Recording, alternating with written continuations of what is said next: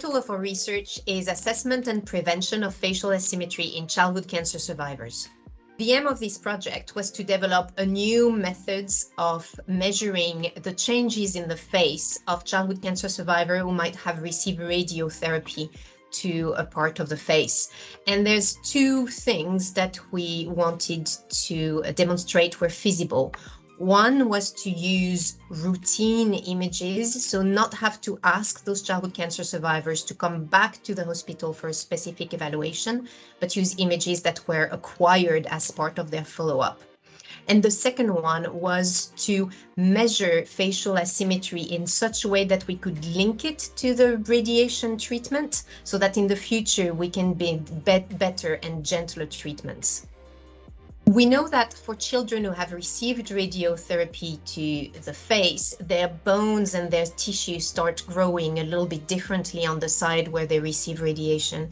And obviously that has major impacts on their quality of life, on their self-image. It can also have some functional impacts, for example, on their teeth if their jaw is not growing correctly.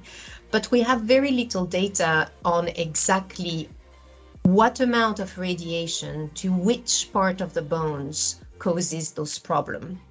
So what we wanted to do was to find a much more detailed way of looking at the impact of radiotherapy on the bone in the hope that we can in the future either give better information to survivors or their family or to make our radiotherapy a little bit smarter so that it has less of an impact.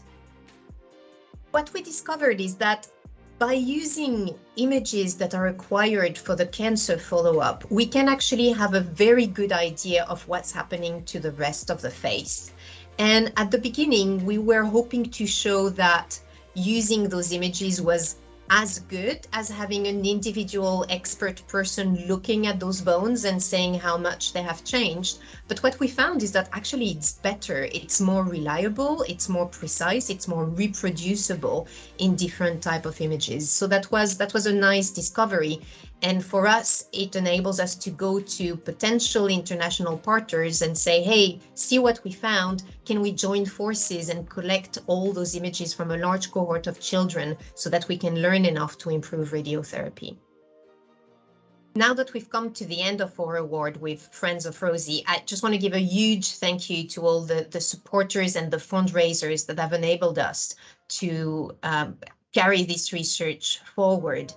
Getting pump priming money and generating just this initial data, doing those initial discovery, it's in a way the hardest kind of research funding to get, and it multiplies manyfold afterwards because it enables us to show to different granting bodies or to different collaborators what we can do. For younger scientists like Dr. Angela Davey, it also gives us the first ownership of their projects, and it enables them to develop their career as independent research scientists that can focus on, for example, late effects in childhood cancer survivors.